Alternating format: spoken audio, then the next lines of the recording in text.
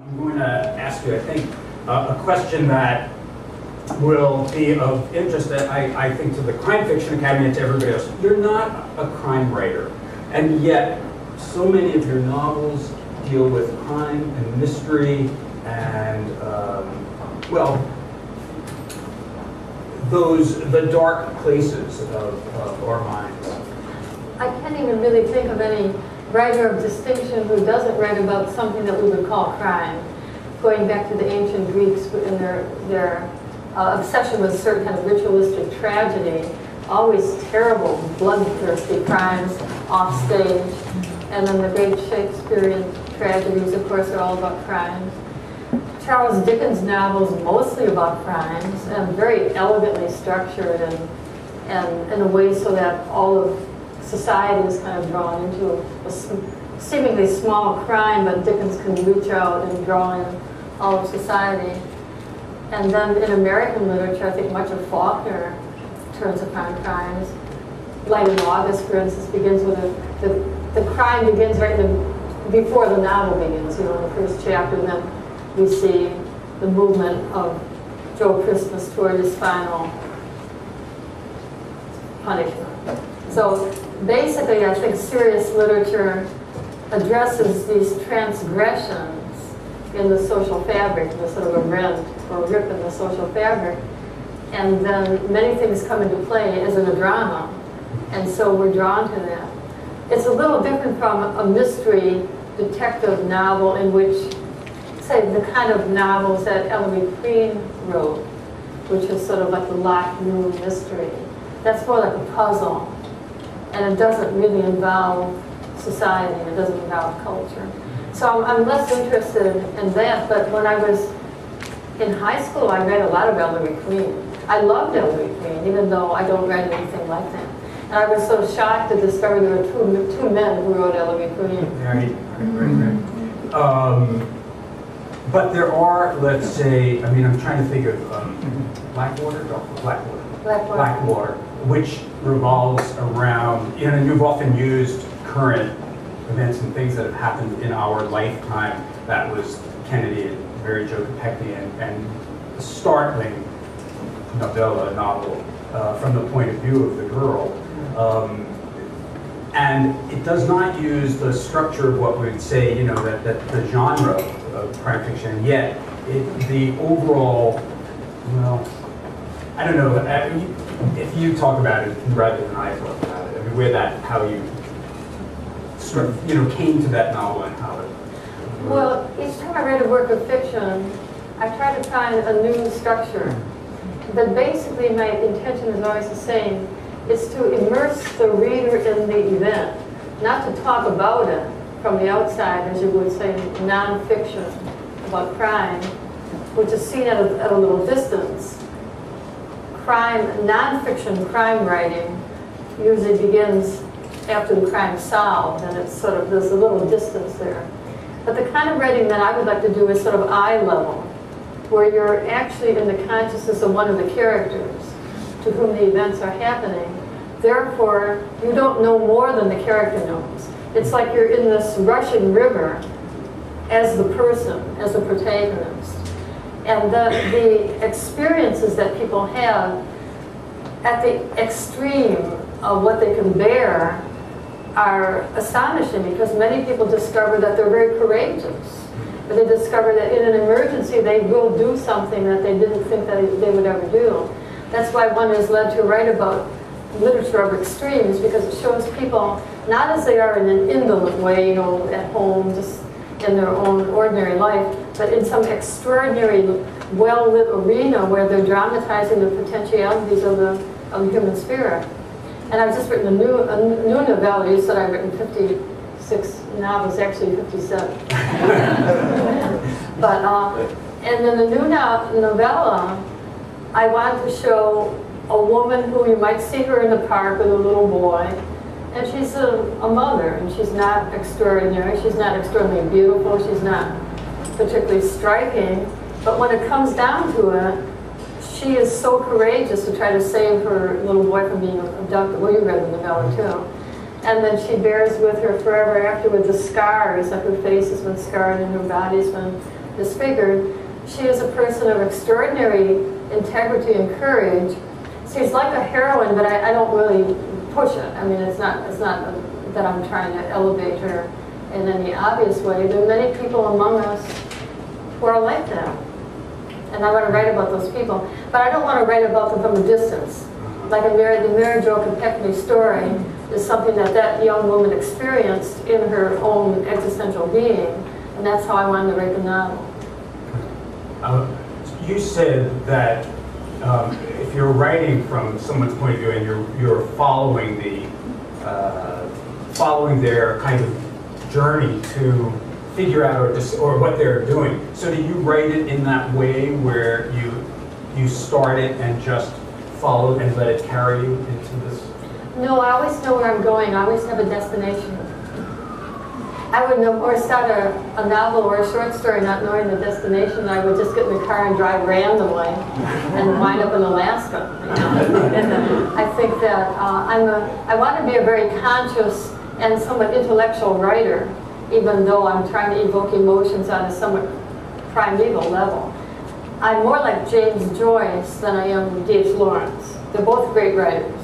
Lawrence had this kind of faith in the story and the blindness. He would go forward telling a story right in hand, rapidly and feverishly, and his writing is beautiful and very passionate and very strange, sometimes somewhat static. That's a way of writing that's can be very powerful. I'm a little more like James Joyce in that he plans his things very carefully. As you know, it took 7 years to write Ulysses and 10 years to write Finnegan's Wake. And Ulysses is very, very elaborately organized, and the structure of the Odyssey is used for this one day in June 16th in Dublin. I think it's 1904, just that one day. And the whole structure of the Odyssey is used to give that a firm foundation. And so he always knew how many chapters would be, and he always knew where he was going. And he didn't discover actually the ending until a little later. But the Joycean model I also advise for my students. And for writers of crime fiction and detective fiction, I think you have to begin at the end. Did you begin at the end in your new novel? I read Johnny's novel, and he read my new novel. So this is sort of a subterranean. I did know the end. You did know the end. I did know the end. Sometimes I'm in the dark, but I did know the end. Yeah. But I was going to say that I thought you were in Mud Woman. It feels like an odyssey. That whole journey that the main character takes. Well, I had that kind of elaborately structured also, but I had more material than I could use. So I had I thought, really exciting hallucinatory sequences I had written out, but when came time to actually compose the novel, I saw that I couldn't put it in because it would make it too long, and the pacing was off. So you had structured, you'd written parts of it, and you did know where it was. Oh, I always know where I'm going. Yeah, I always know where I'm going. E.L. Doctorow talks about writing a novel in his own way. He says it's like driving a car along a road at night where the headlights show a limited distance. It's all you need to drive the car, but you can't see very far. It's just this limited distance. That's the way he evidently writes, but that's not the way I write. And I suggest to my students that they try to know the ending. Yeah, but do you find that when you're doing that, things change, and then you have to rethink that journey, that particular journey? Oh yes, I think we have to be very open. Once you're actually writing, it's so thrilling. I find writing the most wonderful experience, because you're actually writing, you're telling yourself a story. I'm not really sure in what way you're going to tell it. Maybe you don't know the sentences, you don't know the various punctuation marks, and all these things that I find very exciting as a writer. All these are our material, like how many colons you have and semicolons, and how long can a sentence be. All those things I take into consideration. In fact, I've always thought I'd like to write a novel that was all one long sentence. You've gotten close. I've got it. And particularly in some of the stories. But if it's too weird, Otto won't publish it. Well, you know, some of those publishers. Is that right? If it's too weird, Otto will draw the line at weird. Really? Yeah, I know. One sentence is enough. One sentence is a little too much. Well, the story of the stabbing, which is a Rashomon-like tale of people seeing this as this story grows, is probably, I mean, I'm exaggerating, but the whole story feels to me like it's about 3 sentences as it changes It's so points of view. intense. So, Yeah. you know, and it felt to me like when I read your, it's funny that I forgot that you know where you're going, because I often feel like I'm taking the journey with you, so that I'm only in the car that far, so, Right. but then I feel that you're there too, but no, it's so immediate. It's the characters. The characters. Well, the story of the Stanley has a sort of a philosophical story, because I think we're all storytellers. And so when I met the man who became my second husband, who's actually in the room, he told me this story that had happened, this event had happened to someone he knew, and it was so striking to me. And then I started thinking about it, and I thought, within a family, stories are told and retold and retold, and then they get told again, and then somebody's boyfriend tells it, and somebody's father tells it. So the story starts getting altered, and each person in the story has a stake in it. So they alter it to make themselves out a little bit more, you know, elevated. So finally, at the end of the story, it's a completely different story, you know.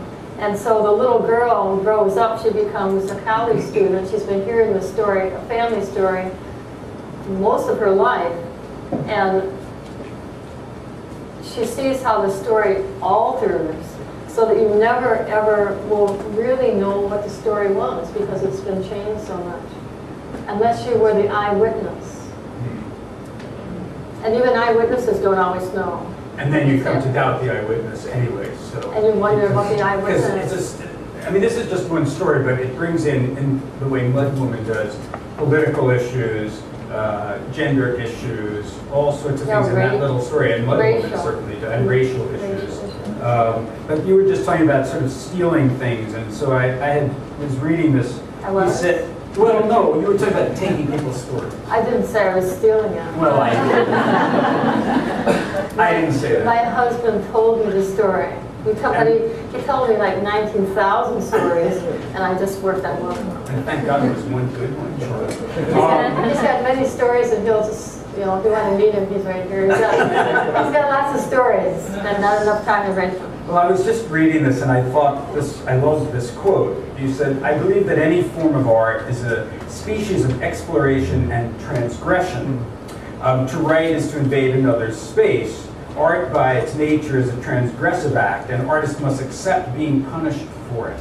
The more original and unsettling their art, the more devastating the punishment." Well, that's often been true in many writers. You know? I mean, we mentioned great writers like Lawrence and Joyce, but they were devastating, the kind of criticism that they had to deal with. Both of them saw their books burned. I mean, they really had to pay a lot for that. And women then writers through history. Melville wrote arguably the greatest American novel, which is Moby Dick. It's this extraordinary and unique work of a kind no one's ever even attempted to write. And he got absolutely the worst reviews for that novel that anyone's ever gotten. I don't think he got one good review for Moby Dick. It's incredible. While we're talking about taking kind of chances, I think Mud Woman does it. I was thinking before about the Corn Maiden story, because it also has a mother and a daughter, and it sort of plays on guilt and issues of maybe punishment in some ways. I'm wondering if you could talk about where that an idea of, and a lot of your stories and novels have dealt with children and young people lately, right? I mean, My Sister, My Love, right? And, My Sister, My Love. My Sister, My Love, and so anyway, if you could And the corn maiden has stuck with me, so. Well, there's a history of crime in my family. My parents, that generation. I mean, not to go into any detail, just the fact that I exist is a consequence of a crime that happened about 1909. It's sort of complicated. So I've always been interested in the way a transgressive act can throw a family apart and destroy lives.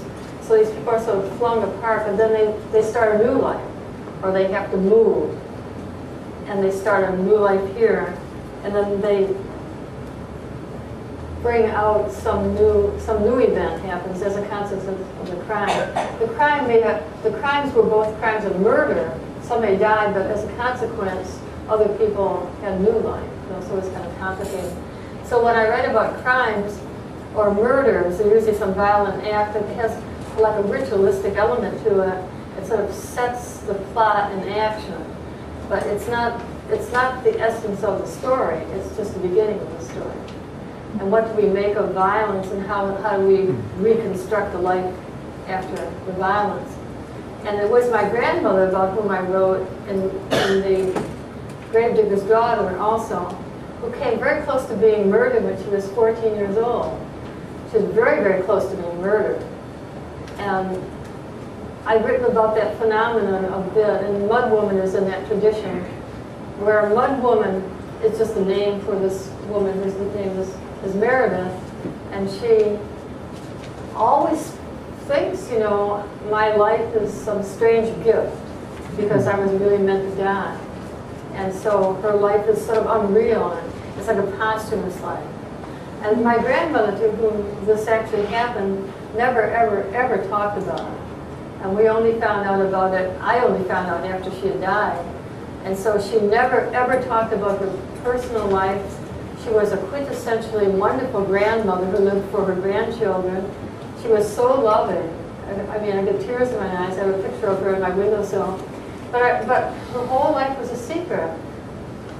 Only the grandmother life was real, and as far as we knew. But she had all this life before that was extremely like a saga, you know, like an epic.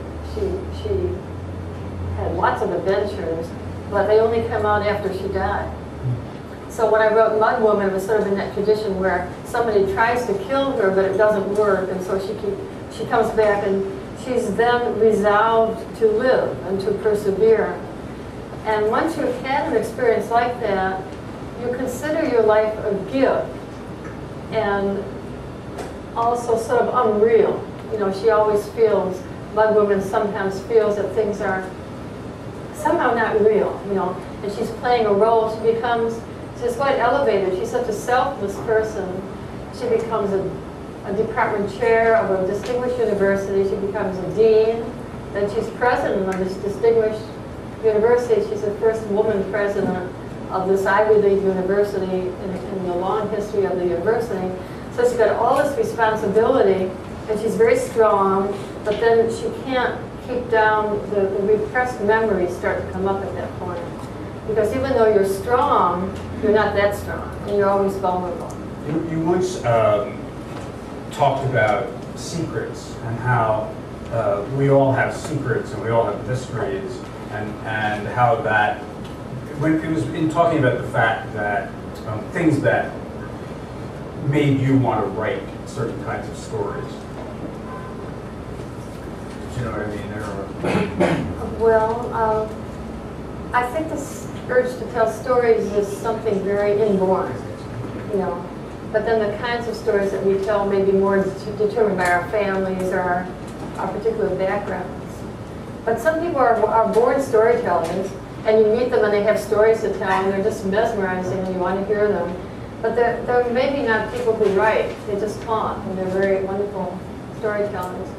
But when it comes to writing, that's a little more of an effort. It's more conscious, and it involves selection and the highlighting and structure and so forth.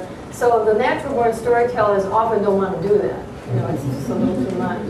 Well, yeah, we talk about voice all the time in writing, and it is not the same as an oral storyteller. It is, and so could you tell us a little bit about, well, I'm curious about, because I was reading also your piece about running and then how you go back and how you have to see certain things to, I have a quote here. I couldn't write even a very short story without vividly seeing what its characters see. Yes, yes. Yes, I think that's a good idea. To try to meditate or to walk or run and try to see the scenes that you're writing about without any language. Just sort of see the people as you would in a little movie. And then you could sort of hear some dialogue. But don't be writing it because that's premature. I think you have to sort of see it first as if it's real. Then you come back to your desk and then you take notes on it. But I wouldn't suggest doing it the other way around, you know, where you start off by writing. I think it's a mistake to start off by writing without thinking and meditating. So do you spend time, I mean, you walk around with an idea that percolates and changes your mind before you? Yes. Yeah. I was listening to an interview with Julie Taymor, is that her name? And she said she gets a lot of her creative ideas in that sort of twilight zone where you first are waking up. You know, you're just starting to wake up, but you're not fully awake and your eyes are not open. And she sort of lies in that state and she thinks about things. And I've never heard anyone talk about it quite as much as she did. And that's how I had the same experience too. Like the very early morning, before you open your eyes. As soon as you open your eyes, then your brain shifts or something different starts to operate. But as long as your eyes are closed, you're sort of in a state where you can experiment and sort of see things in some strange way. But it doesn't have anything to do with writing or language. It's more like a pure experience. And so you wait for that before you would move into the technical aspects of writing. That's one way of doing it. But another way, I think, is conscious meditation, where you say, I'm going for a walk and I'm going to think about this character. And the character is going to come with me on the walk and we're going to get to know each other. I give an exercise to my students at Princeton where they have to write dialogue. So it's just write one line of dialogue and then somebody comes along to talk to that person and then they talk to one another and then another line. And after an hour or 90 minutes of experimentation, you're going to have something interesting. Now, where does it come from? Well, it comes from out of our own imaginations, and yet you can't do that without the actual experience of step by step. I mean, you can't predict what you're going to write. The dialogue exercise is very helpful to some writers, especially beginning writers. I mean, maybe you and I would do that too, but I think since we've written quite a bit, we're more experienced, we would more imagine what they might say and make it shorter. Because I used to do long scenes and I would shorten them. Now the scenes tend to be short to begin with rather than too long. So it's a matter of kind of gauging. And that depends upon if you want to write a full-length novel or even a long novel or a novella. It's all pacing. And I love the novella form.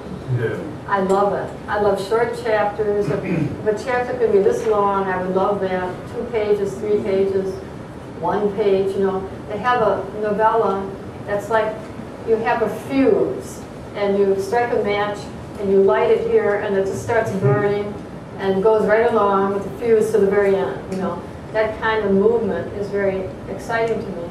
That's not the movement of a long novel, however. You wouldn't have that kind of sustained acceleration in a long novel. Maybe some of you could give an example of a long novel that has that, but I can't think of it because usually a long novel has to have like a breathing time where there's background or exposition or descriptions or something. Like Dickens will start off a scene pretty rapidly and melodramatically, but then he'll have pages of wonderful description of London or the fog or the countryside, and then he'll go back to another scene, and then he'll, with a long novel, you have to have more variety. Yeah, I always think that one has to earn that, the quieter passages. The quieter passages. Right. And I think that is part of the novel. And I'm thinking about, well, The Corn Maiden is a novella, And then Yes. the recent thing that I read as an adult, and both of them have a breathless tone. Because they're short, partly. But they're not, they're long, but yeah.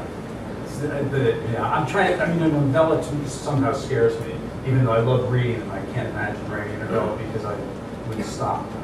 Well, a novella's about 100, say 150 pages. You've never written anything? Usually full novels. Those are my abandoned things. We won't talk about that. Okay. I have some very specific little questions that I wanted to ask you about. Because of the way you imagine the novel and characters, and then you start to write, and I think you write in longhand first? Well, I often do it. Yeah. I often do. And I believe that you put things away for a time, right? I put the Gravedigger's daughter away for a year or more.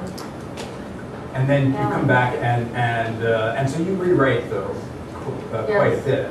Well, the next novel of mine that will be published, I actually wrote a complete draft of it in 1984. So that's a long time.